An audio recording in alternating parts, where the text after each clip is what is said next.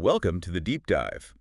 You're here because you want knowledge, you want it efficiently, and you definitely want to skip that feeling of being totally overloaded with information. Right. Looking for those aha moments. Exactly, those moments of clarity. Yeah. So today we're diving into something I think everyone struggles with, actually starting new projects. Mm-hmm. That initial inertia. We've been looking at Lee Crutchley's book, The Art of Getting Started. It's packed with these creative, almost playful tricks to just get moving. It really is. Quite inventive. Our mission today is to pull out the really practical stuff, the insights that can help you, our listener, feel confident kicking off, pretty much anything. And it's such a common thing, isn't it? Having these great ideas buzzing around, but then hitting this wall when it comes to taking that very first step. The author's pretty open about his own struggles with this, too. He is, which makes it relatable. That first step just feels huge sometimes. It does. He talks about that apprehension right before you start. And what's behind it? He digs into that. Fear of failure seems like a big one. Definitely. Or worrying the end result won't, live up to the initial idea. Or even worrying about what other people might think. Ridicule, maybe? Right. That fear of criticism, it can be surprisingly powerful. And the thing is, delaying doesn't actually help, does it? It just pushes the work further away. Exactly. It's counterproductive. You're just postponing any kind of progress. And that avoidance, it can become a habit in itself. A really tough one to break. Sort of digging yourself deeper. Mm-hmm. So Crutchley's core idea seems to be about shifting perspective through, just doing something. That's the key. He literally says, start every task. If you don't like one, start another. It's about breaking free from overthinking it. Taking action, any action. Right. And he makes this great point that procrastination and taking action are both habits. You strengthen one or the other. Okay. And getting stuck in that overthinking loop, it just makes the negative feelings bigger, making it even harder to start. A small action can break that cycle. So the book offers concrete ways to do that. Let's talk about some techniques. I was interested in the clear the decks exercise. What's the goal there? It's essentially about getting all that mental noise out of your head and onto paper. You just list everything swirling around up there. Like a brain dump. Pretty much. Big things, small things, overlapping thoughts, doesn't matter. Just getting it out there starts to make it feel less overwhelming, less power over you. Externalizing the chaos. Okay. And then there's something simple, but he argues quite powerful. Yeah. Physically crossing things off a list. Oh, absolutely. That little check mark or strike through, it gives you a hit of accomplishment. It actually fuels motivation. A tangible reward almost. Taps into that desire for completion. It really does. Then he moves into these drawing exercises that seem designed to, lower the stakes completely. How so? Well, start by drawing the first thing that pops into your head. Don't worry about quality. Or draw something upside down or in a weird place. Ah, so it's about bypassing the self-criticism, since there's no right way to do it. Precisely. It's just about the act of making a mark, getting started without pressure. That seems crucial. Then there's the pause page. Stepping away, going outside for, say, 10 minutes. Right. And he suggests really noticing things, the sky, the ground, colors, even counting leaves. What's the thinking behind that? A mental reset. Kind of. It shifts your focus, gives your subconscious some breathing room maybe, lets ideas settle without you actively wrestling with them, grounding yourself in sensory detail. A sort of incubation period. Makes sense. Then he suggests writing, continuing a story, but only worrying about the first page. Forget the ending, just get words down. Another way to make a big task feel smaller, focus on just the immediate next step. Exactly. And then there are these really playful doodling exercises, turning blobs into creatures, using an eraser to draw, drawing on 2 pages at once. It sounds like pure creative play, getting you out of a rigid mindset. It does. Even drawing arrows, he suggests it can represent ambition, and seeing if they all point the same way might show your focus, or lack thereof, using visuals for abstract feelings. Interesting. Okay, so how do we actually break that cycle of avoidance? He has strategies for that too, right? He does. One clever one is listing random tasks, could be anything, like dance with music off, read about something totally new, plan your weekend, and then pick one at random and pretend it's the most important thing you have to do right now. Huh. That definitely disrupts your usual priorities. Forces action on something small. It forces action, period. He connects this idea of seeking new experiences to Christopher McCandless, actually, saying it's core to the human spirit. Break the routine. Building on that, he suggests going somewhere new. The further away, the better, apparently. Right. And then really observe it. Draw your favorite detail of that new place. Engage with the unfamiliar. Capturing a specific moment fosters presence. And simple prompts, too, like draw every shape you can think of. Again, low stakes, just getting moving. I liked the exercise about focusing on just a tiny 1-inch detail of something. Oh, right. And recreating it with lots of different materials, even ones you don't like using. What's the value in that? Seems oddly specific. It encourages you to explore different approaches, maybe find unexpected benefits and methods you usually avoid, broadens your toolkit. Challenges your habits. Exactly. Similar to arranging objects and then drawing only their shadows. Makes you look at things differently, focus on form, negative space. Okay, so we're getting tools to start, but what about those internal roadblocks? The million reasons, as he calls them. Fear, feeling inadequate. He tackles those head on, emphasizes that you need to actually name your reasons for procrastinating. Vague anxiety is hard to fight. Got it. You need to know what you're up against. Which leads to the procrastination log, basically tracking how you avoid things. What do you do instead? Scroll social media, stare at the TV, watch the clock. Holding up a mirror to those habits, making them conscious. Right, so you can see the patterns. Then there are these, well, almost confrontational drawing prompts. Like what? Draw something you dislike. Draw something you wouldn't draw even if someone paid you. Then draw it again and again. Wow. Okay. What's the point of that? Leaning into the discomfort. Seems like it. Maybe desensitizing yourself to the resistance you feel. Facing the block directly. And then a very direct action. Quickly list 5 things you're avoiding. Pick one. Do it now. Interrupting the inertia. Bam! Swift action. And just writing or drawing your fears. Giving them shape. Making the abstract concrete, which can lessen their power. Then he shifts towards building motivation. How so? There's this interesting exercise. Design awards for 2 things you achieved last year. Okay. But design them for different people, a child, a stranger, a parent, someone abroad. It forces you to think about achievement from different perspectives. Adds a layer of perspective, right? How different people might see value.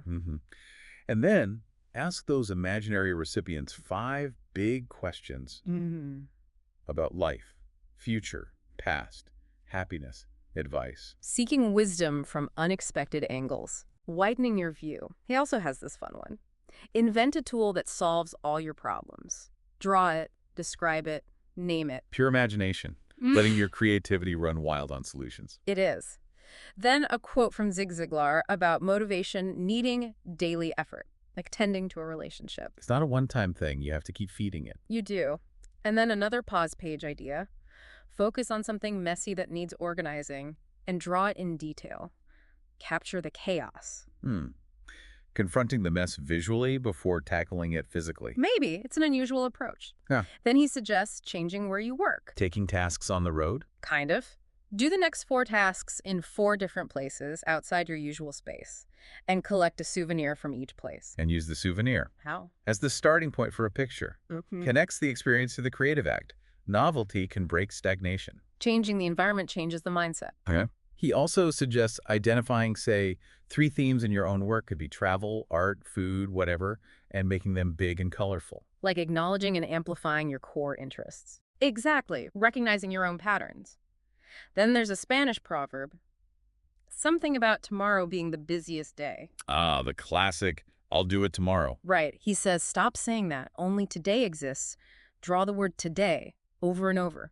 Focus on the now. Simple but direct reinforcement. Add this really tough-sounding challenge. Force yourself to do absolutely nothing for as long as you can stand it. No TV, no internet, no thinking even. Wow. How long could anyone actually do that? He asks you to write down how long you managed inside a circle. It highlights how addicted we are to stimulus, maybe builds appreciation for focused quiet. And makes doing something seem appealing afterwards. Potentially. He also lists potentially uncomfortable things. Talk to a stranger, try stand-up comedy, ask someone out, pushing comfort zones. Which leads into addressing limitations, right? Yeah. Like listing your shortcomings on one page. And their opposites on the facing page. A direct way to confront negative self-talk and consciously reframe it. Acknowledging both sides. Then that visual metaphor. A wall between you and your dreams. And you draw it, brick by brick. Visualizing the obstacles. Making them tangible, maybe less daunting. He includes that Theodore Roosevelt quote, too, about doing the thing, even imperfectly. Crucial. Action over inaction, even flawed action. perfectionism is a huge barrier to starting. So after all these starting techniques, he shifts to the destination, defining the end goal. Absolutely. Whether it's a place, a feeling, a big dream, you need to know what you're starting towards. Gives you direction. Otherwise, you're just flailing. Right. He suggests drawing that goal on the horizon, like Paul Auster's idea of reaching for the stars, a visual anchor. Setting your sights. Then he suggests just looking at the sky, letting yourself daydream for a bit. A moment of pause, letting ideas float, followed by gently drawing cloud outlines. Another low-key creative act. And cooking a meal you've never eaten before. How does that fit? Embracing the new again. Yeah. Stepping outside routine, following a process from start to finish. Okay. He revisits the arrows too, doodling them. Uh-huh. Noting that lots of directions might mean lots of ideas, but maybe a lack of focus. He suggests filling pages with arrows pointing the same way.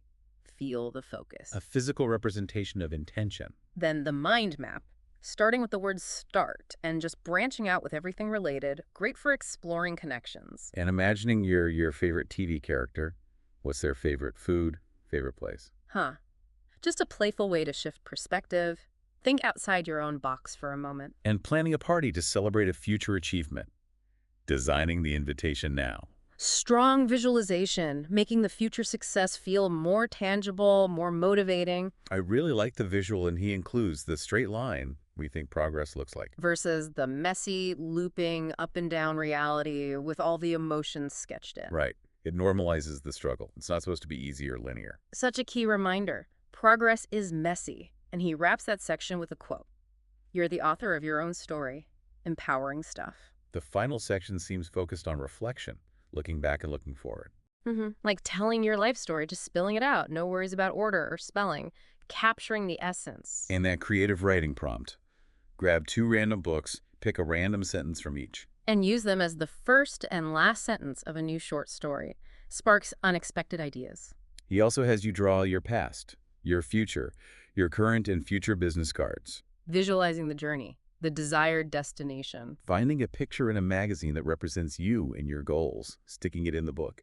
Another visualization anchor. And asking yourself, what would you do differently? Simple but deep introspection. Thinking about and drawing your dream house with unique features, tapping into aspirations. Then those quick draw exercises. Draw yourself in 10 seconds. Then again, in detail, but without looking at the page. What's the point of drawing without looking? It forces you to rely on observation and feel, not preconceived ideas of what something should look like. Hones perception. He suggests drawing from weird angles, too, under the desk, inside the fridge. Shifting perspective again. Seeing the familiar differently. And it all kind of culminates in that Alan Kay quote. The best way to predict the future is to invent it. It puts the power back in your hands. So, wrapping this up, we've explored a whole toolbox from Crutchley. Lots of themes emerge, tackling fear, starting small, the importance of just doing, maintaining momentum. And the big takeaway seems to be that getting started isn't some innate talent. It's a skill, a habit you can build with practice, using techniques like these. He even suggests creating your own set of rules for getting started, picking what resonates most from all these ideas, making it personal. And that final quote from Alexander Graham Bell is great. The achievement of one aim should be the starting point of another. It's ongoing. It really is. So for everyone listening, as you reflect on this deep dive, maybe think about which of these first steps feels most doable for you right now. What tiny, maybe unexpected action could you take towards something you care about today? That's the real challenge. Okay, to crystallize things, here's a quick rundown of 10 key insights we touched on. 1. That initial fear, often of failure, is normal, but delaying just makes it stronger. 2. Shift your perspective by taking immediate action. Don't wait for the perfect plan, just start. 3. Get mental clutter out of your head. Exercises like Clear the Decks really help diminish its power. 4. Simple physical actions like checking off a task provide real, tangible motivation boosts. 5. Use low-pressure creative prompts, doodling, weird drawing exercises to bypass your inner critic and just begin. 6. Changing your environment, even slightly, can genuinely spark new thinking and break you out of a rut. 7. You have to identify your procrastination patterns before you can change them. That procrastination log is key. 8. Visualize your goals. Make them concrete, whether through drawing, mind maps, or imagining future success. It provides direction. 9. Lean into discomfort sometimes. Trying new may be slightly scary. Things expand your capacity to act. And 10. Remember, getting started isn't a one-off event. It's a continuous practice, and every finish line can be a new starting line.